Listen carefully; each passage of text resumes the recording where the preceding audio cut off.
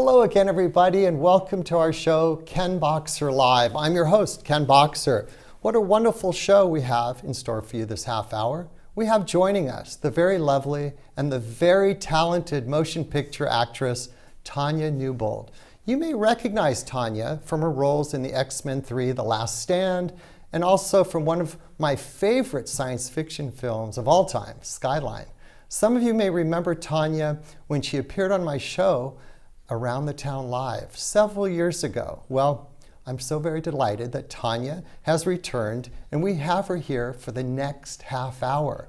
Let's welcome her back, my friend, the lovely and very talented Tanya Newbould. Welcome. Hi, how are you? I'm fine. How are you? I'm doing good. Well, you look wonderful. You look beautiful as ever. Oh, you're so sweet. Thank you. Well, it's been, gosh, so many years. Been a minute. About a minute? It seems like, it's been at least like, 20 years or something that we last spoke? Or you've been on the show? Yeah, it has been a while. But like that, it just seems like you said, about a minute. But you've been so busy. In fact, during this half hour, we get to see a lot of clips of you. Which is great. So you've been really busy. What you been up to? My life is very full. I have a beautiful 5-year-old daughter named Ava, and happily married for 16 years this week. So I have a... Congratulations. Thank you very much, which is, kind of a dynasty in the Los Angeles area. But wait, let's talk about that for a second. 16 years married. Yes. And you always hear the rumor, in Hollywood has always been it's very difficult to keep a marriage when you're an actor, an actress, actor. It's very difficult. How have you been able to maintain that? I think the most important thing is that you have to choose well. You have to be honest about who you are as an individual, what you stand for as a human being, what matters to you. We both have a strong faith in God, and I think that really binds a marriage together. And he's really cute. We have a great time together. We're really good friends. I've got to tell the people, you were very kind to invite me to your wedding 16 years ago. It's got to be the most, every time we talk, I say it's the most beautiful wedding. We had a pretty amazing wedding. Yeah. We got married in Puerto Vallarta, right on the ocean, in a beautiful villa. And, it was really interesting. When we decided to get married there, we thought, well, we'll send out invitations. Maybe 20 people come. And we ended up having 75 people. And we made it, quite a to-do with the Mexican fiesta and then a French dinner for our wedding. And the very next day doing the jet skis and the barbecue. So we had a great time. That was the first and last time. I haven't been there since. Oh, you would love it. It's changed so much. It's really the architecture and the malecón and the places to shop and the restaurants. It's phenomenal. Well, I've got to get back there, and I've got to find out though. In these last 20 years, take us through the synopsis of the last 20 years. You've been working almost. Wow. You're a working actress. Well, a lot of people have a hard time getting jobs. You're working. I'm working, but it's so funny. As an actor, to me, I go, I'm not working enough. So, I'm very grateful. And probably, the person I'm most grateful to in my career has been Brett Ratner. He's hired me for 4 different movies. Started out on Family Man, and I played Gianni Russo's wife. And actually, funny story there. I had auditioned for him, and then it was kind of one of these, well, you didn't get that role, but you could get this role, but you have to show up at 6 a.m. in Pasadena, and he's going to come. And I had never met him. So I'm in the backyard of this house, sitting there, and all of a sudden I hear, Tanya Newbould, and I'm like, oh, all right. I go walking over, and here comes this entourage of people, and this kid, looked like a kid, he looks at this older guy, and he goes, so what do you think, Gianni? You like her? He goes, yeah, I like her. I said, and you are? He goes, I'm Brett Ratner. I was like, oh, hi, nice to meet you. And that's kind of how we met, but yet I adore Brett. I think he's terrific director. He's always been amazing to me. And then he went on to hire me for Rush Hour 2 and Red Dragon, and then again with X-Men: The Last Stand. Well, you brought with you a few clips. Can you give us a leader? What will we be about to see? Well, the first one you're going to see is X-Men: The Last Stand. I played Kelsey Grammer, who played the Beast in the movie.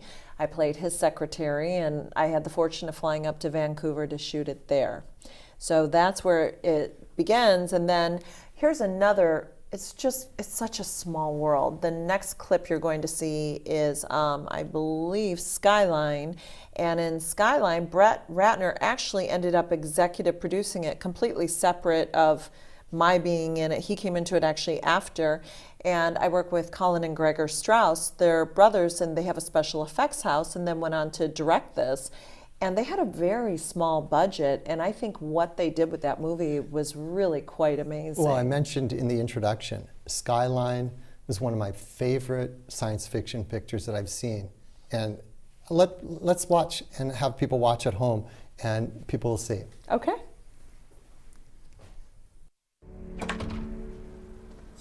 Mr. Secretary? Yes. The meeting's begun, sir. Thank you.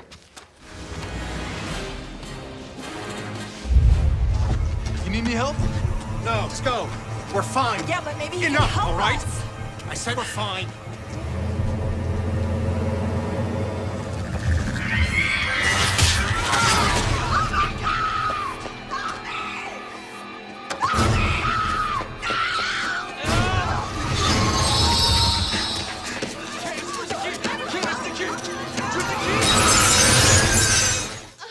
Oh my god. Oh my god. Miss, you have to go. No, he's alive! Colin! Help me!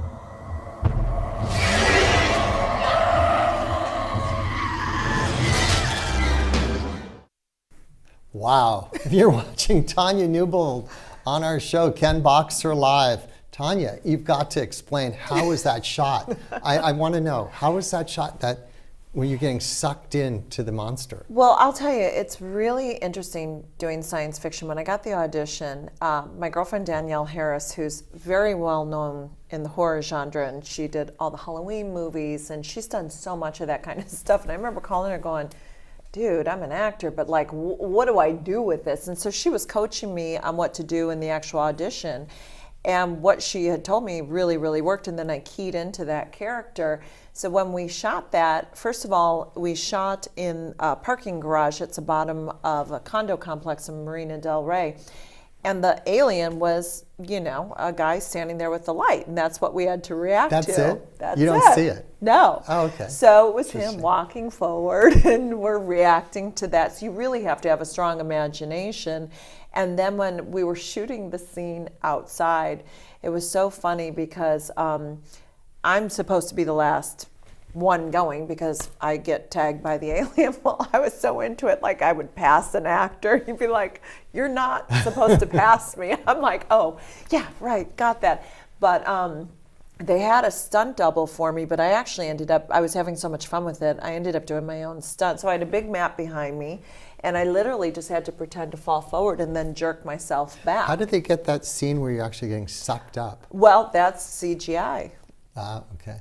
But it was the other thing that I had to do. I had to do that over and over again. But then I also went at the very end. They have this machine that was incredible, where we had to wear gray stockings head to toe, and it would photograph every like angle of your bones, and like you'd have to freeze in a pose, whether it be a scream or whatever, and it would go all the way around you.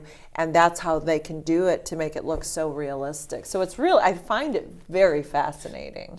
How long did it take to shoot that one scene that we see you're running around and then getting sucked by the alien?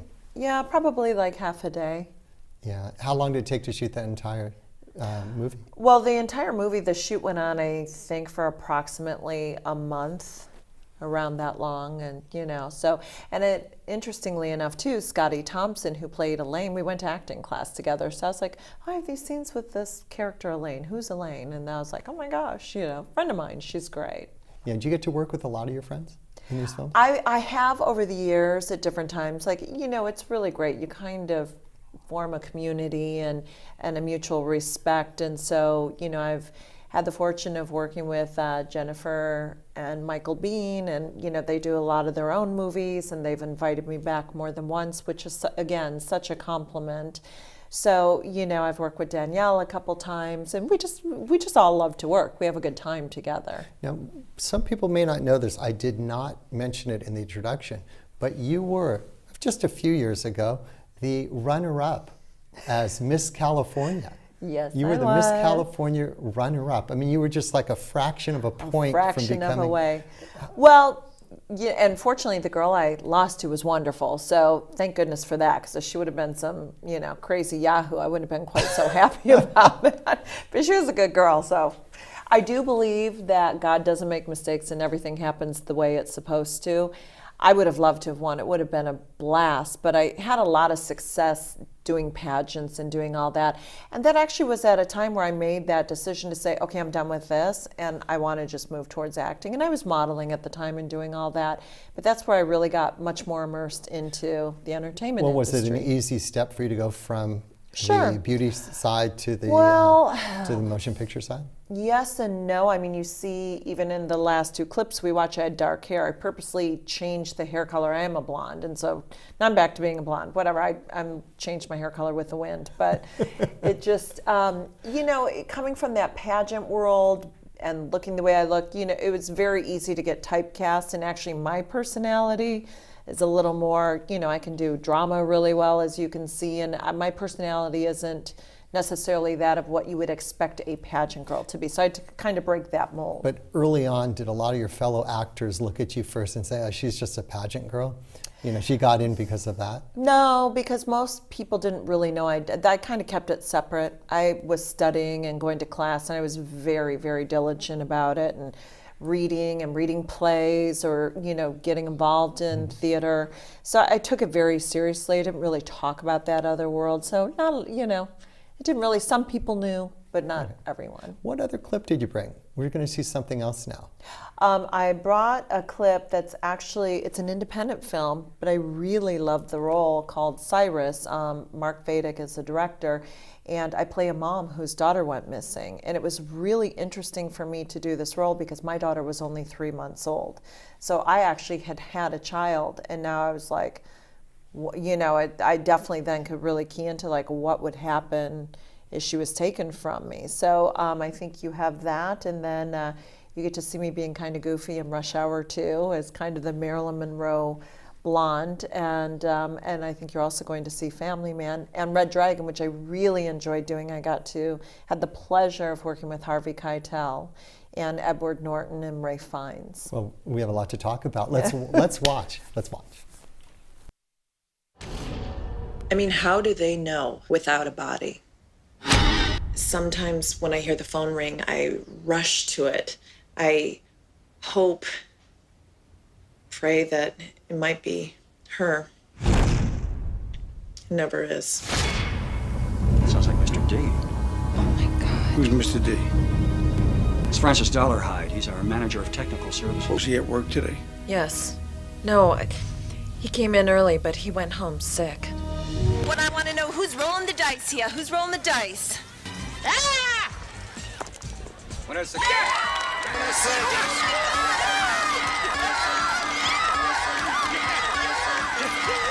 What do you say, everyone? This is a little birthday party for Katie. Happy birthday, Katie.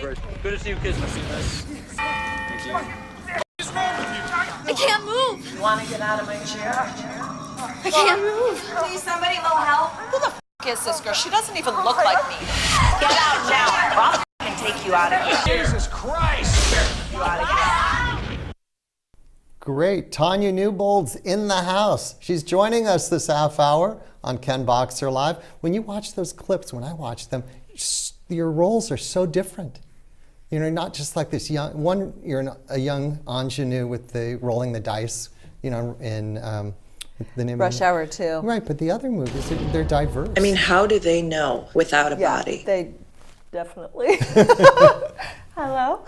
Yeah. No, well, that's kind of what I've loved to do, different things. And actually, the last clip that you just saw was Among Friends. And Danielle Harris actually directed that one. It was her directorial debut. and she asked me to do a role. And when I saw what it was, it's brief, but it's so different than anything I've ever done. To be able to come in and not, be that type of character. So that's kind of what I look for, is what haven't I done? What could I do? The next movie I'm going to be doing, which is Avril Kite, is a movie that actually is about the rapture. And it's about who gets left behind, me being one of those people.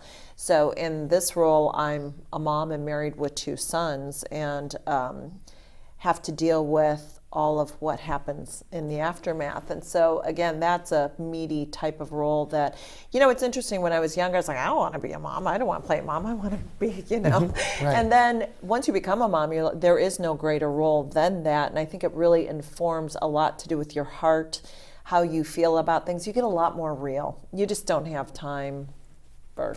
Well, how will you, prepare for that role then? Just by having the experience with your daughter, but anything else that you're trying to do? The way I work, I don't really like to use my own personal life, because my mind will be like, no, I can't picture anything, especially if it's something negative. Like even when I say the role in Cyrus, I had a 3-month-old daughter, but I could never picture that being her. But it's just, I now know that correlation of being a mom. So I look at the circumstances. I've always been raised like you go by the words on the page and you honor them. So to look into that and go into, like, I have my own technique that I do, and I studied Meisner for years, but I write everything out and then break it down. And, there's so many different things that I do to get to where I feel it actually becomes real. But have you ever had the role where the director just says, oh, just do it the way you want it? Yeah.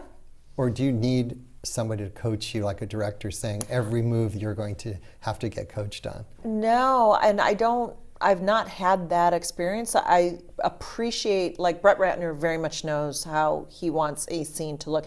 He was amazing. In Rush Hour 2, I'll never forget, we had 300 extras. And all of a sudden he'd be like, where's the girl in the back who was here yesterday that had her hair in a bun? Why isn't she standing there? That's a director who can see that broad of a spectrum and not miss a beat. So I always appreciate, I have no ego around it. So if you're my director and you have a vision, I'm there to bring that vision to life for you. If I don't necessarily understand it, we'll talk about it, we'll compromise, we'll get to a place, but I don't have an ego around. I love doing the work. I'm here to bring that character to life. It's not about me. We love watching you. Well, thank you. We want to watch another one. So there's another clip. Let's kind of squeeze into this half hour. So can you give us a brief synopsis of this? In 2006, I went to Europe and I met this really amazing travel concierge, Sarah Ryan Duffy. She was getting ready to launch a show on Bravo called First Class All the Way. Well, she and I really hit it off. I got to go to the Monaco boat show. It was really interesting because as I was walking with her, I remember thinking, this feels different, this feels special. And all of a sudden we came back to the States and we sat down for lunch, and she said, I'm getting ready to do this show for Bravo. How would you like to come and do it with me as like the new assistant learning about travel? And I love travel, so I wasn't doing anything else at the time that would stop me from doing it. And in 2007, it was kind of like, well, if you're an actor, can you do a reality show? I don't know. It's a little weird. Interestingly enough, my role on it, I kept it very mellow and kind of, because I didn't want anyone to think anything more. If I were to do that show again today, I have no problem being like, shut up! It's like, because now I get that actually works for you and nobody cares. So it's very interesting what you learn over time. So we shot it First Class All the Way. I had the fortune of traveling to Washington. I got to travel back to Paris, back to Monaco. It was a really awesome experience. Now, here's the bummer. We shot in 2007. It came out in November of 2008.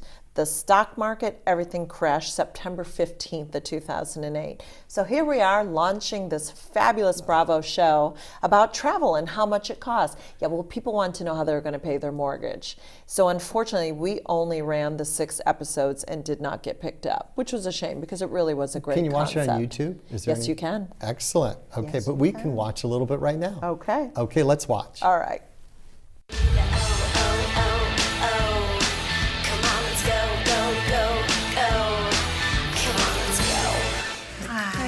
I'm okay. How are you? Is there anything I can do? Unless you've got some really good drugs in your bag. No. Dark chocolate. That would work. Actually, that's a good drug. I know. I actually was getting ready to go on a test drive in the Weissman, and everyone's going, stop, stop, stop. And I'm thinking, well, why can't I drive the car? And I turn around, and there's Prince Albert. How does it feel? It looks good. Thank you very much. Good in it. Well, thank you very much. I'm complimented. It was, kind of nice to have Prince Albert tell me that I look good in the Weissman. Sarah's got a fantastic wardrobe, and I was kind of like checking out some of those price tags, and I'm going, wow. I mean, I buy on sale, okay? If I got this, my husband would be telling me to go sleep in the car. I just don't know if I fit in totally. All of this makes no difference to me. No, I know. You're my friend, first and foremost. Everything else is secondary. And you're doing an amazing job, and it's not even a question of work. And if you did a crappy job, I'd still love you. I have not been in charge of the flight, Cindy, so I don't know. No, I'm just saying, because it makes all of us look like idiots. I don't know. Maybe they changed the flight. I gave you a copy of the itinerary. I put it on your desk. Where on my desk? Because I don't Here, have it looks like this. Good day to fly to Seattle. Great, thanks so much. This way. I knew that. I could hear her on the phone. She's saying, this is not first class, and we're getting on the next plane and going back to LA. I was like, oh my gosh.